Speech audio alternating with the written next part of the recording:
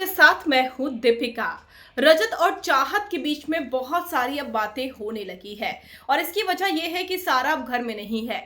ऐसे में चाहत ने ईशा की सच्चाई, ईशा के रंग जो हैं रजत दलाल को दिखाने की कोशिश की। कल के एपिसोड में क्या कुछ उन्होंने ईशा के बारे में कहा और क्या रजत ईशा के बारे में कह रहे हैं, जो कि घर में एक रिश्ता बनाने की कोशिश की थी ईशा ने रजत भाई बोलकर, और भाई का दिल टूटा है ईशा की चीजें देखने के बाद, ईशा का एटीट्यूड देखने के बाद। सारा घर से बाहर हो चुकी है, तो ऐसे में सारा के घर से बाहर होने के बाद रजत दलाल कहीं ना कहीं अकेले से होने लगे हैं और फीलिंग उन्हें आ रही है। ऐसे में चाहत उनके साथ बैठी हुई थी, कशिश भी बैठी हुई थी। इन तीनों के बीच में बहुत सारी बातें हो रही थी।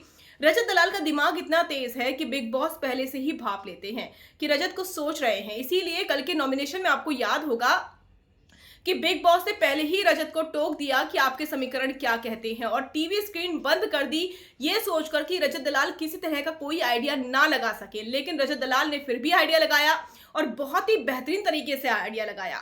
सचमुच दिमाग से, गणित में, हर एक चीज में तेज है रजत दलाल। अब ऐसे में रजत दलाल थोड़े अपसेट भी हैं ईशा का एटीट्यूड देखने के बाद। चाहत ने यह बात कही कि ईशा ने आपको भाई बोला था, लेकिन सारा जी के जाने के बाद क्या एक बार भी वो आपके पास आई? क्या एक बार भी उसने आपसे बात करने की कोशिश की? पूरा दिन वो अविनाश के साथ हंसती रहती है। आपको जब भाई बोलती है तो उस चीज का उन्हें ध्यान रखना चाहिए था। तो रजत बोलते हैं कि देख, मैं उसे ये नहीं बोल सकता कि आके मेरे साथ बैठ। ये तो उसको खुद समझना चाहिए। जब इंसान का बुरा वक्त चल रहा होता है तो ऐसी चीजें देखने को मिलती है, और मुझे इन चीजों से कोई फर्क नहीं पड़ता है अब, क्योंकि अविनाश बीच में टोकता रहता है ईशा को, और ईशा भी कहीं ना कहीं अविनाश की सुनती है।